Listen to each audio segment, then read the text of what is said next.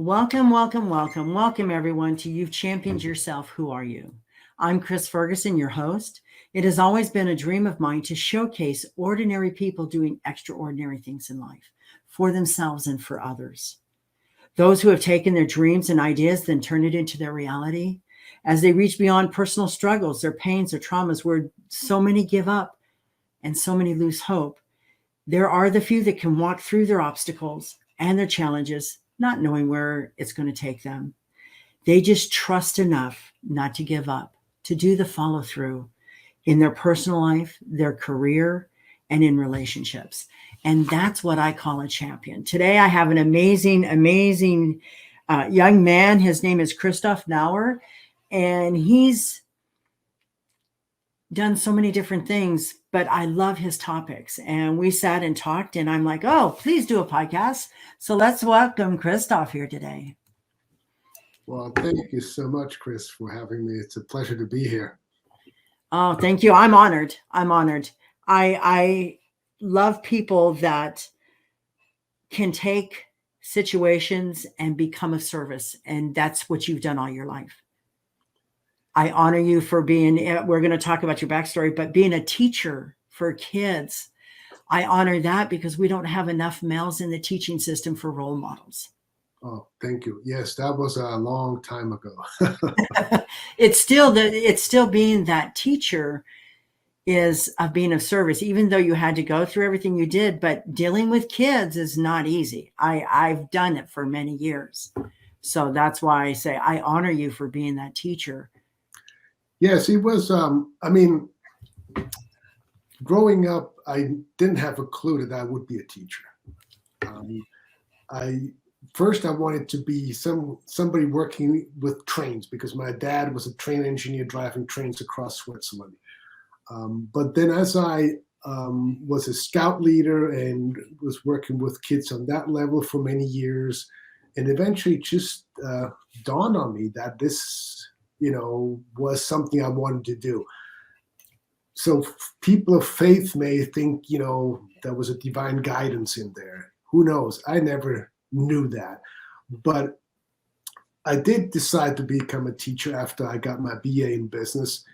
And it was a great experience. It was the kids, or especially the young ones, they are so full of potential. They are so curious. They're so precious. It is just wonderful to see them grow. And the way it is set up in Switzerland is that the kids would stay with the same teacher for 3 years. So after I've done my interns in all levels, K through 8, I got a job as a 1st through 3rd grade teacher. So the kids came to me fresh out of kindergarten to 1st grade, and most of them didn't know how to read. And so from then you watch them grow, and by the time they left in 3rd grade, they were doing pretty well. They could not only read, but they could write little basic essays, et cetera, do basic math. So it was a really incredible experience, and one of them was so different, And I was teaching in a low-income area, and there the teacher was really looked up to by the parents. Mm-hmm. In doing when I was subbing, I was also teaching in an area where people were more well-to-do, and I could tell the difference. It was not like, oh yeah, you're the teacher, but Mm-hmm. So I thoroughly enjoyed those 3 years. It was great time, and I wouldn't miss it for anything. But I also knew that was not something I wanted to do for the rest of my life. Mm-hmm. Well, when you're young, you go after what you're passionate about. That's how it starts out. You don't know you're passionate about. I didn't know I was going to work with juveniles on the streets for 21 years and in schools. I didn't know. Yeah. It's just that I started out about trying to fix injustices in the law enforcement community, and how criminals were getting away with committing horrific crimes. So I wanted to become that one person that could help that underdog get justice in their case. Mm-hmm, mm-hmm. And if it's by taking a report or doing an investigation or helping them, then every one of those were well worth it. Yeah. So Yeah. where did you go after you stopped teaching? What did you do? Well, I was curious to deepen my faith. My parents, well, especially my mom, she made sure that I did the Catholic thing. We grew up Catholic, and so I ended up deciding to come to the U.S. to study theology. And so I got a master's degree in theology, and that's where I met my wife. She is a local gal. She grew up. I'm in the Bay Area, so she grew up in a town called Orinda, and the college that we met was called Holy Names College, which now is Holy Names University. And then I say the rest is history. So the next 20 plus years I spent in pastoral ministry, and my wife was in pastoral ministry as well until she, finished that kind of work. So when you work in a setting like that, part of it is you listen to people, you guide them, you help them, you point them in the right direction, all those kinds of things. And so kind of teaching, coaching, etc., however you want to call it, has been a part of my life for many, many years. Then in 2010, a friend of mine invited me to a men's group, and one of the guys in the group was a coach. And so when he started talking about what he was doing, I was like, I got curious. So we had, I don't know, 20 coffee meetings or whatever. We just, met many, many times until I finally asked me, this sounds really exciting, and I'd be interested in learning more about how I could become a coach. So he said, well, funny you should ask. I'm just transitioning from coaching people to training new coaches. Would you like to be my first student? I said, sure. Yeah. And so I did, and then you may know that once you get certified or whatever you want, you get that little degree or whatever, that's when you realize you know absolutely nothing, right? Yeah. At least I did, Well, no matter how much you know, you don't know anything you really need to know. Yes. Right. And so after that, it was time to connect with the gurus in the industry, leaders like John Assaraf, Brian Tracy, Christian Michelson, and some others. But those three, I learned a lot from them. And then eventually, I got certified by Brian Tracy as a time management master. I'm a fan of his. I like Brian Tracy. I like his. I have his books. Okay. Yeah. So I understand what you went through. Yes. Yeah. Amazing. It's absolutely fabulous. And so that's how kind of like I came to be. That's kind of like my roadmap to where I am today. And I love to help small business owners that they, not just maximize their lives, or their business, but also their lives. Quite often when somebody decides to start a business, they're really good and passionate about something. And they want to be their own boss, which is fantastic. But wanting to be your own boss has its own challenges. Because then it's up to me to decide, when do I get up? When do I start work? And when do I stop work? So what I see happen quite often is that the business eventually starts driving the business owner instead of the other way around. And then it can become what they really didn't want, is, somebody telling them. Their customers telling them what they need, what they want, how it is, what they're lacking. Yes, they become that servant again to someone. Yes, they become a slave to the business, and then they jump. Each time a client says jump, they ask how high, and they have a hard time setting boundaries or limits. And that doesn't have to be, I always like this story where a client of mine, he needed to get a hold of an attorney. So he called, and the assistant told him when the next available appointment was with the attorney. And he thought he could just call and talk to this person. And so he was really upset that didn't happen.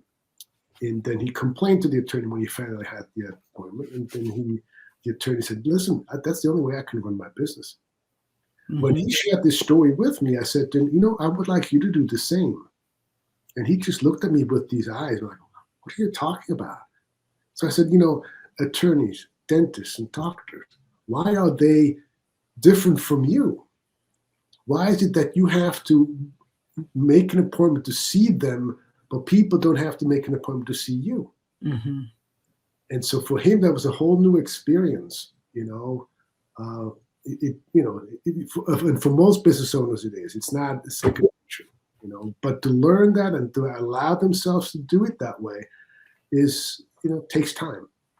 It does, but most people don't think about time management as a necessary understanding to have in their business. That's like a backseat generally for most entrepreneurs, and that's how they become the slave to their business.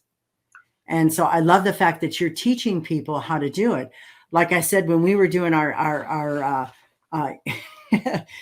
we talked the other day, it was like, where were you when I was working full-time, going to school full-time, coaching full-time at the high school?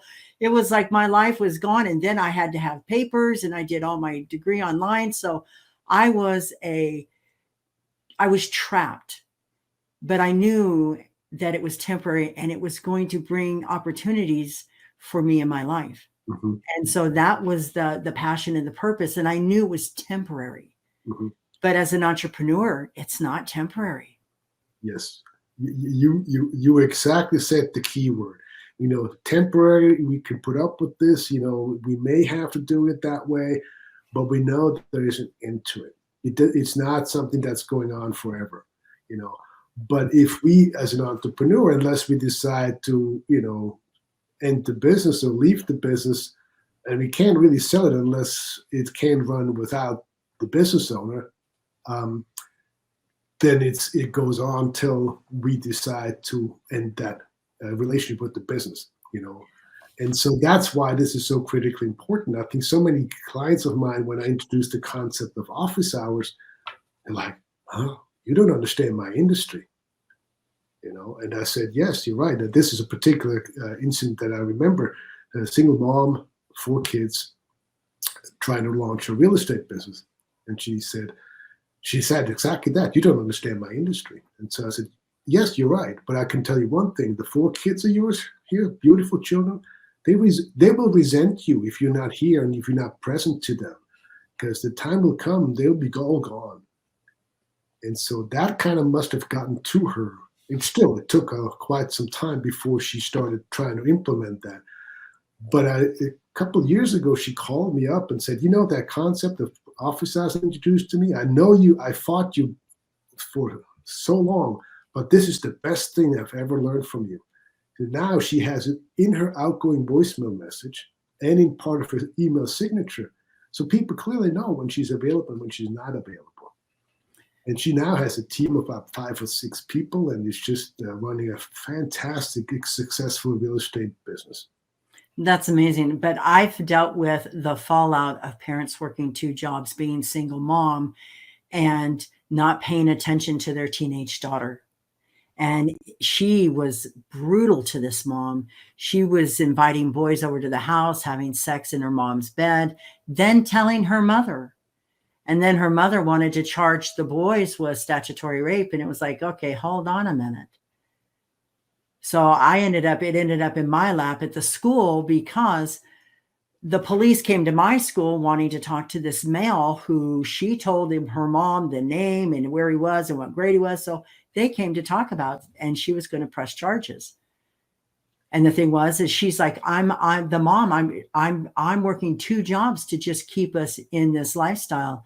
And then when we interviewed the daughter, and she goes, she doesn't pay any attention to me. Yes. When she comes home from work, she goes to bed, or she eats and reads a book, or watches TV and goes to bed. And so that just to verify that the children's side of it, the things they can do to make your life even more miserable. Well, and usually that's a cry for help. It is. However, she was throwing it in her mom's face, and her mom was seeing it as not knowing whether it was true or not until it came true. Mm-hmm. So it was a cry of help. Yes. However, that child could have done it differently, but she chose a different way to really get to her mom. Yeah. Well, and that's the thing with teenagers. I mean, they are just brain is not developed, and that's the mantra I had to tell myself to the teen years of my kids. They're all great kids. I mean, not kids, they're adults, but they're great young adults now. But boy, oh boy, I mean, it's, I say, when they tease me about my gray hair, I said, I didn't have any before you came along. I tell mine, I've earned every one of mine. They all came from you. Yes, that's exactly right. That's exactly right. So I get it, but I just wanted to put out there that story to show how this mom's doing this, and she's the example you gave. But then I dealt with the consequences of what parents were doing at home, especially when they were and the mom's not wrong trying to put a house and food on the table and clothes on her back so she could be acceptable in the the social norm. However, the daughter didn't see it that way. And once you decide to have kids, your life takes on a different direction. You may not feel like it, but you have to be there for them. You got to listen to their stories. You got to see what's going on in their lives. You got to take an interest. Yes, all their life. They have to do it all their life. When they get older, you can't dismiss them. Yes. Correct. Especially in that teenage years, because I'm convinced aliens abduct their brains and they come back when they're 29, and all of a sudden they're like, "Oh my gosh, what's going on? I'm foggy about some of the stuff I've been through, but hey, I'm back. I'm here. I love you. I'm so sorry for everything I ever did to you in your life." You sit there as a parent and cry and bawl like a baby because you never thought that day would come. Yes, the day does come. I know. I'm living it now, and it's fantastic. But it is, yes, that going through that time, you do wonder, what on earth? What did I do wrong? Mm-hmm. We're talking about work-life balance actually right now, because in that work-life balance, it's also the relationships in your life, friends, spouses, children, family, extended family, all suffers because if you don't have that work-life balance. How would you suggest people get beyond that or look at it in a different understanding? I think it is time for this whole concept of work-life balance to be taken seriously in this country, because the effects are really, it affects everybody. It affects the parents, it affects the kids, it affects everybody. And so part of it is we have to give ourselves permission to put ourselves first. And that's especially hard for women to do because they're born with the DNA of the mother and the giver and so forth. But I use a story for myself. My wife and I, we were always working full time, raising 3 kids, and those 3 kids were 20 months apart, as if planned. So we were like feeling guilty about leaving them to go out and do something for ourselves. Mm-hmm. And, we will never forget this one night when we decided we need a break. We had the babies all lined up and we were pulling out of the driveway. The kids were standing on the top of the driveway and they were chanting, "Party, party." Look at each other. There's something wrong with this picture here. We feel guilty and they say, "Let's have a party." Mm-hmm. The thing is, life with a babysitter or an aunt or an uncle, whatever, or a grandparent is different than with the parents. And that's the way it should be. And that's perfectly fine. But in this day and age, there's a lot of families that are disassociated, that they don't have those sources to rely on. And they just get a neighborhood kid or a girl to help babysit the kids and not necessarily know that kid well enough. Yes, I think it's probably not a bad idea to get to know the person who's watching your kids. If the person comes with some kind of references or whatever, somebody recommended the person. Yes, you're right. The best is always to have family. For the most part. Yeah. And if that's not available, then yes, you can't just leave them with a random person. But you were talking about in time management having self-care. And self-care, I'm an advocate for self-care. I take 2 days off a week from my schedule. I schedule what I want on those days, but it's my choice. Or I schedule nothing. It's my choice. Right. So in self-care, can we talk about the different things that you teach on as far as self-care for individuals? Yes. So one of the things I talk to my clients about is what recharges your batteries. And each person is different. From walking my dog to going swimming to reading a book to watching comedy to talking to friends to journaling. Each person is different. So I ask them usually to write down 3 to 5 things that recharge their batteries. And if they could have those items in as part of their life, it would be a game changer. And once they know that, then it's a matter of blocking time for that. So it doesn't become an afterthought. So when I have time, I'll go for a walk. Or when I have time, I'll watch a comedy. Or when I have time, I'll read a book.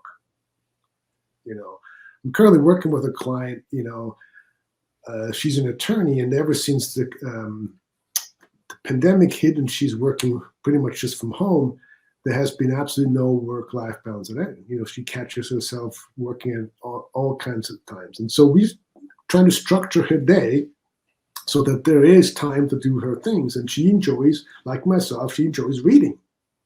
Just kind of mindless stuff, just kind of.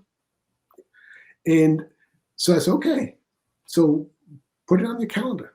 So what time are you going to shut down your office? So we're working on making that earlier in the evening than it is currently. So it's a work in progress. Right. And then, okay, so if you then block time, so now you that time you spend an hour or whatever reading a book. I love that. I'm an avid reader myself, and I get off my computer. I do it a little bit different. I take my time off after I get done doing all the stuff that I do in my day, and I get off the computer, I get off the cell phones, I get off the tablets, and I'll go out and I'll read a book, even if it's just a chapter of that book. Yep. And I do this every day. Though I myself believe that when you gift your children at a young age the ability, the love for reading, you give them the gift of an open mind, an adventurer. You open up their body and their of what the possibilities could be in life. Yeah. Oh, I couldn't agree more with you. Yes, as a former teacher, yes, reading. The difference between the kids who were readers and the non-readers was staggering. Absolutely unbelievable. They pick up the grammar, the spelling, the whole 9 yards. Absolutely. And I love what you said. Every day. Yes. Self-care is not a once a week or once a month kind of thing. So I love what you said. And at the end of the day, even if it's just one chapter, I sit down in the backyard, wherever it is, and I treat myself to a chapter or two or half hour, whatever it is, of reading. And that's my time. And nobody has a right to interfere with that. Yes. But it gets you out of your own way, gets you out of your own thoughts. It helps you to see something different, and you're not overthinking, you're not strategizing, you're not criticizing, you're not judging. You're taking all of that away by giving yourself inner peace. Yes, absolutely. Yeah. So I love that self-care. I love that you have a book coming out. I want to talk about that now. And can you put the book up and we'll talk about the title and talk about how it came about? Sure. Yes. Let's see. Here it is. From no time to free time, work and life. Yes. So basically 6 steps to work-life balance for business owner. And it incorporates my business name, Balance 6. And the 6 that I believe we need to balance is time and money, of course, health, relationship, self-improvement, and higher power or spirituality. So when we balance those 6, that's when we are at our best, in my opinion. I agree with that wholeheartedly. And then so many people as entrepreneurs think that they have to be that bull in the china shop and keep pushing and pushing and pushing. And as a manifestation specialist, for me, the more you push everything away because you're forcing it instead of allowing it and receiving it and then giving back. So when you have that balance, as you call balance, what is it? Lifebalance6.com? Balance 6 is the business name, Balance 6. Okay. And so the fact is that is so important in entrepreneurs' life, in everybody's life, for that balance.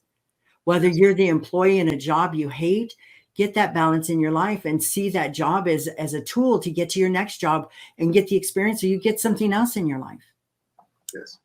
And when you look at it as a tool, then all of a sudden you're like, I'm not captive to here. This is experience. I'm getting that teaching, that lessons, those understandings of the business, so I can then master this to move on and master something new.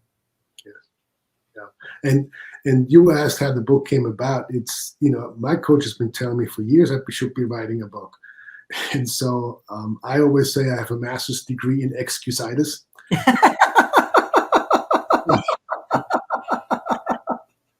And so, the person who became my publisher, she asked me to do a training for her team. And then at the end of the training, she said to me, "So when are you going to write your book?" And I'm like, that's when I gave her all the excuses. And she said, "Well, I thought you said you were recording your training." And I said, "Yes, I did." She said, "Okay, there's your book." And I'm like, It was like, oh, okay. So then I had the recording transcribed, and then a friend of mine who is a writer, she took my gab and turned it into a book. She put structure to it, chapter and verse, that kind of thing. Mm-hmm. And that's how the book came about. It was because of those two ladies, the person who is my publisher and book coach, and my friend Joy, who then took the transcription and turned it into a book. That's how it came about. So it again shows that when you're in business, you have to surround yourself with a network of fantastic people, because if it hadn't been for those two women, this book would not be there. And the purpose of the book is not for me to be saying, "Hey, oh, look, I'm a best-selling author." It's not about me. Mm-hmm. It's about the difference the book can make in other people's lives and businesses. Yes. And that's really what drives me, is being able to reach more people. If they buy the book, fantastic. I'm not going to get rich on selling books. Hopefully they will share with others. Hopefully it can make a difference in other people's lives. If that's the case, great. Now, if they want to hire me to help them, fantastic. That's wonderful too. But that's really the driving force behind this, is really to help. With a book, I can help more people, because my time, I only have the same amount of time everybody else does, to help people more. I get that. But I loved it. But I wanted to put this in here in the podcast because it's also the legacy you're leaving. I'm an author also. And I never, for years and years and years, I never had that value that my story was worth anything. Uh-huh. There's so many kids that go through so much in their juvenile lives that's just so horrible and horrific. And it's like a broken record anymore. And it's like, who's going to understand my story? Who's going to want to listen to my story was the old mindset. Right. Okay. And then it was, my story is, the difference is I don't fear. I do. I don't hesitate. I step forward. I can take a leap through a threshold and have the clarity as I'm jumping to what I want to do for the next point. So the fact is it's the legacy, the message that's going out there. If you could, and I learned this working with juveniles, if you could help one kid get out of gangs, or if you could help one kid get graduated, then it's a success. Yes. And most people don't realize that, like Brian Tracy, he started out as a nobody. He started out, with a vision, with a dream, with an idea. And then he started getting his momentum and started getting the things in his life. And I see that in you. And most people say, well, geez, Chris, you're 63 years of age. Yeah, well, at 60, I went to the police academy in the state of Tennessee and graduated to get certified here in Tennessee. So the bottom line is age is just a number. It's that block you put in your mind to keep you for allowing to make those excuses. And I love the fact that you talked, and you're speaking my language here, as far as the excuses we tell ourselves to make us feel better about procrastination, for not stepping up and being all in for ourselves, or being disciplined in our life, or allowing ourselves to forgive ourselves enough to say, gosh, I'm human, I'm flawed. Right. Why am I beating myself up? Because the next subject I want to talk about, you talk about and teach on empathy and compassion. And I love that. Well, thank you. Yes, I think it's very unfortunate that those are not topics talked about. They're not popular. But ultimately, when we look at our world, our nation, we don't even have to go that far, just our small little communities. Mm-hmm. If that was practiced more often, if we operated from the heart, Mm-hmm. being heart-centered entrepreneurs, and you and I, we both belong to the Max community, which is a community of heart-centered entrepreneurs. And that's really ultimately what drew me to that community. This would be a different world. Our communities would be different. The work you did, you saw a need and you saw pain and you responded. And Yes. that's the thing. If we see pain, we have two choices. We can say, none of my business, I don't care. I don't know, as long as I'm good. Or we can realize it and say, okay, what can I do to help, or what can I do to change? Mm-hmm. And I love what you said about earlier. If I have one child get out of the gate, and so many times what we think is, oh, who am I? I can't change the world. Of course I can't change the world. But you changed the world for that one child. Mm-hmm. And that's the difference. That's the way we got to look at things. We cannot change the world, but we can change the way we live our lives and how we impact the lives of others by responding to their needs. Yes. And to me, that's critically important, and that lacks in our society. It does. And that's, I don't know if I told you, but I'm on a journey for Mother Earth and the chakras and the vortexes of the planet to help heal humanity, because humanity is so far gone to the point now they don't care about anybody else. The thing is, and the sad part is unless you have a family member killed by a DWI driver, most people drink and drive. They usually, statistics show that they'll drive 50 times before they get caught because they get too comfortable with what they're doing or too inebriated and they get caught. But for a family that has lost a family member to a drunk driver, killing them, hitting them, standing in their front yard, it's a whole different perspective. But people want to go, well, that's terrible, but that's on you. That's your world. That's not my world, until it becomes your world. And then all of a sudden they want to become the advocate, and that's a day late and a dollar short. Yes. Let's talk about the behaviors before it becomes a problem, before you go to jail. Let's talk about drug overdose, addictions, alcohol, all these things that are so readily available that people make excuses to numb their brains, or they take opioids to numb their thoughts. And then it doesn't make them accountable, responsible, and have integrity in the world. Yeah. Yeah. And so I love that you brought up the Max community, because I was going to bring it up too. I love that community. Because of everything going on recently, I love all the things that they offer entrepreneurs. This is such a faith-based, and it's not any religion-based, but it's just your faith in yourself based. And I love that, because here's this little native white girl, as I call myself, and the shamanic practitioner that comes in here and does energy healings and stuff. And I was like, ooh, when it said faith-based, I was like a little, ooh. And then it's like, no, Chris, we don't understand it, but we're embracing you with open arms. And that endeared the Max community to me. So I've put it out in all my other networking groups about the Max community. It's themaxcommunity.com. And it's absolutely of service. And again, when you've been of service all your life, and you've been of service all your life, it's that coming home to that welcoming you wish the rest of the world knew about. I couldn't agree more You put it beautifully. Yeah, absolutely. And I think that can make a difference. But the one other thing I wanted to talk to you about, there's a couple of things, but one of the things I want to talk to you about is great listening skills, because that's key in what we're talking about. Yes, absolutely. And I catch myself doing that too, is when you have a conversation, you already think about what you're going to say. Mm-hmm. And by doing that, quite often we miss what the person is saying.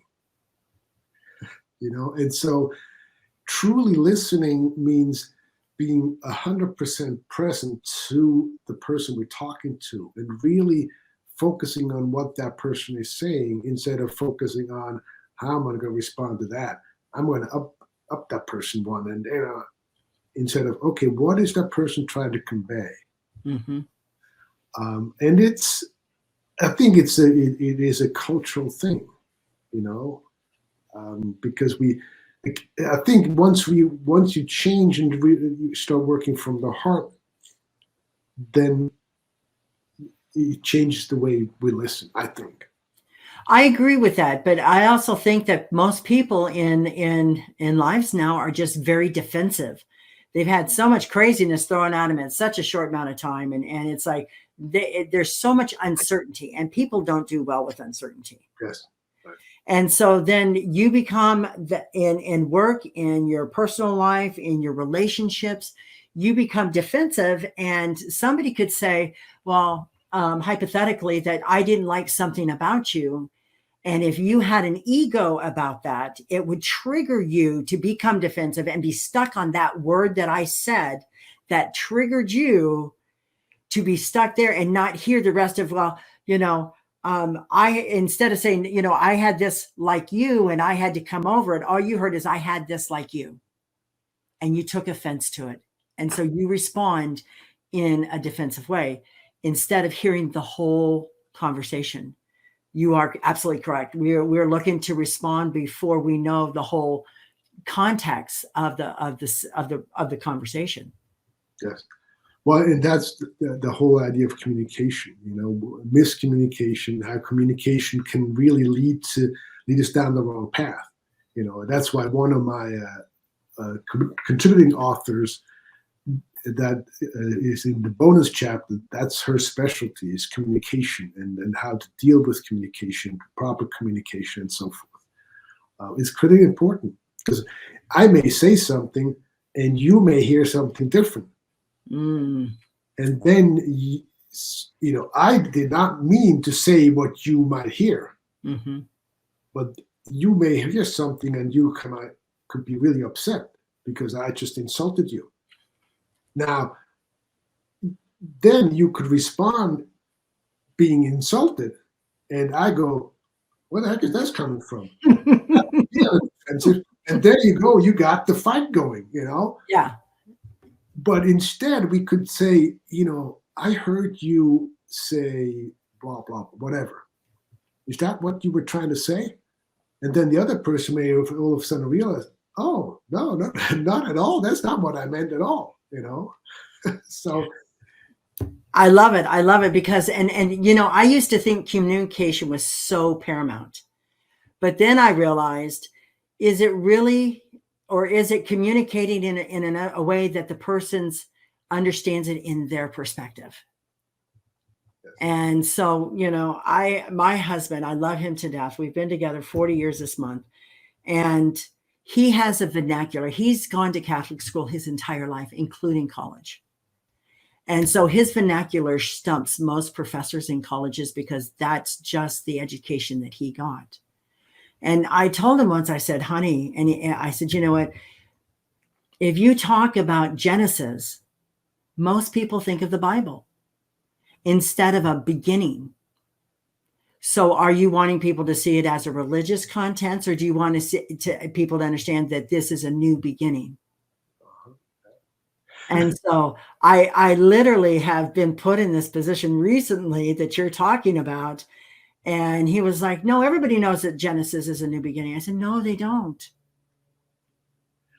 Yeah, no, this is a great example, and then too, for instance, if you have a certain jargon, if you're in a certain industry, like for instance, attorneys, we say they speak legalese, Hmm.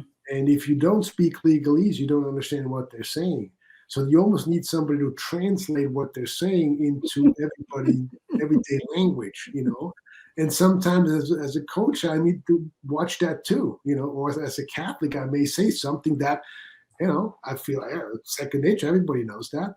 But like you were saying with Genesis, it's a great example, beginning. Oh yeah. Now that you said so, but when you first brought up the word said Genesis, I was, oh okay, yeah. It's in the Bible. It talks about the beginning of the time. However, and it's like I said, honey, when you said Genesis, I didn't think new beginning. I'm thinking the Bible. Right. And I'm educated, but I don't have the education you had. However, I'm simple and I don't get complicated. His vernacular will stump professors. I have seen him in action where he had professors that became disillusioned with teaching and became police officers. And he would trigger them with the verbiage that he used, because they were like, what does that word mean? And I was like, honey, I love that you have this ability, but you have to remember who you are working for. Yeah, you're right. In what, and it almost feels like sometimes if you're in a different concept or in a different environment, you might have use different words or different language almost. Exactly. So I was like, this is kind of different. This is kind of okay. I told him how I felt, and so he changed it. But it was the fact that, at first he was pretty hardcore saying, no, everybody knows what Genesis means. And I'm like, yeah, it's first book of the Bible. Let's talk about it. He was like, that's what came to your mind? I said, yes, that's what Genesis means to most people. It doesn't matter if you're Christian or Muslim or anything. That is the beginning of life. Yeah. And so he was like, oh, I didn't think about that. So again, just using that as an example, that's a perfect thing. Yes. About how he was defensive, because I'm like, you might want to say new beginning. And I'm not saying you have to dummy it down, but you have to bring it down so that everybody understands, not just a specific group. Right. Yeah. So I love that. I love that. But I want to ask you, what are your 3 tips to help an entrepreneur with your expertise? Okay, so one would be have a schedule, a plan for every day. Okay, and in that schedule, there should be something that is recharging your batteries. Call it self-care. Okay, whatever that is for that person who's listening. Then make when you have a schedule, you need to follow that schedule. Having it is one thing, but I see it happen all the time where the client then gives it over to somebody else. Mm-hmm. So stick with it. So going back to the example I gave before, when people had to make appointments, they can't just call you out of the blue and expect you to answer the call. Mm-hmm. So that'd be number 2. Number 3, but over that, which is kind of like overarching the whole thing, is the idea of clarity. Brian Tracy says that clarity is the most important concept in time management. What that means is you got to have a clear understanding of where you want to go. Because nobody would get on a ship or an airplane if the captain didn't know where he or she was going. But we do that with our lives and our businesses all the time. And that clarity part then leads into the whole idea of goal setting, which in my world, we focus on those 6 that I've talked about in the beginning. Okay, mm-hmm. We set goals in 6 categories: time, money, health, relationships, self-improvement, and spirituality or higher power. So that we have take a holistic approach to that.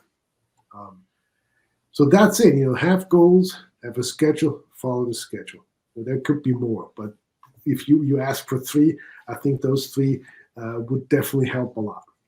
Yeah, I think you're right. I think it would help them get clarity just by doing those 3. If you did just simply those 3 things in your day and you made it your discipline, your routine every day, and it became second nature to you, you would never go back to the way it was before, because it's going to give you freedoms you didn't allow yourself. It's going to give you time that you didn't allow yourself to be creative, to expand your business. Yes. Because most entrepreneurs are fighting, they're struggling. And the fact is but they're struggling and fighting themselves more than anything. Yes. And you said a key word in there. It becomes a habit. So this is, once you do this over and over again, it becomes an autopilot. But until such a time, in order for it to happen, you have to block time for it. You have to schedule. You have to plan for it. I agree.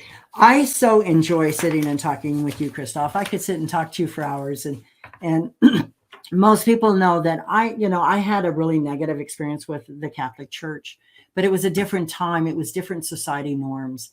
And so I have come to terms with my life and all the things that went into it, because I didn't have a choice. I didn't have the ability to speak up or step out.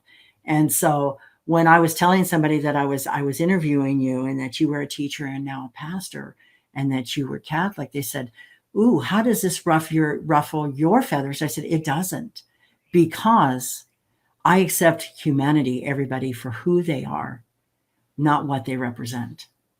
And so I was like, okay, now I want to put this out there. And I wanted to let you know that, they were like, yeah, but you had such a horrific thing. Well, many things happen in life that are horrific, but it's how we overcome them and then get beyond them that embraces us and in our life. No matter what you do, no matter what religion you practice, no matter what disciplines you put in your life, it is that love and seeing people as human beings and not as this person of this opinion or this person of this political party or this person.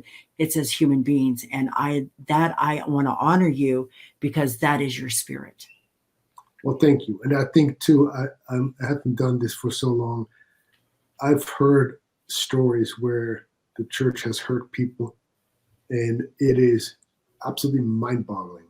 What we have to try, I'm not trying to justify, but what I'm trying to have to remember is, it is like every faith community, whether it's Catholic or in a different faith denomination, is made of human beings. Mm-hmm.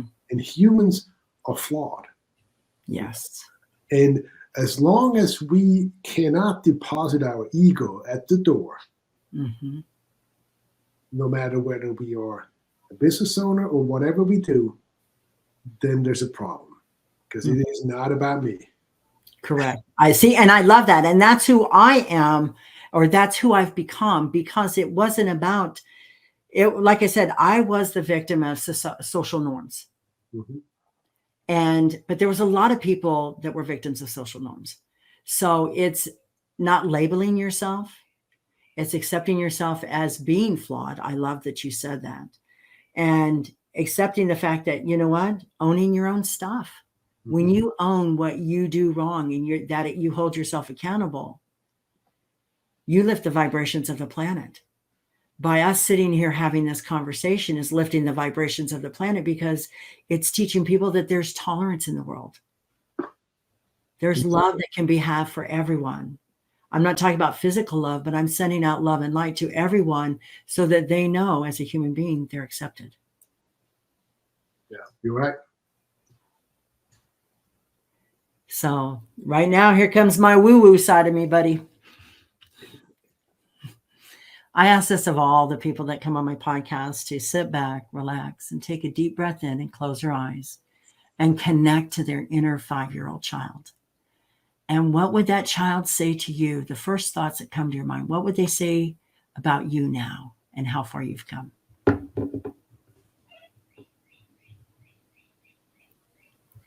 They'd probably be surprised, because personally, I am too.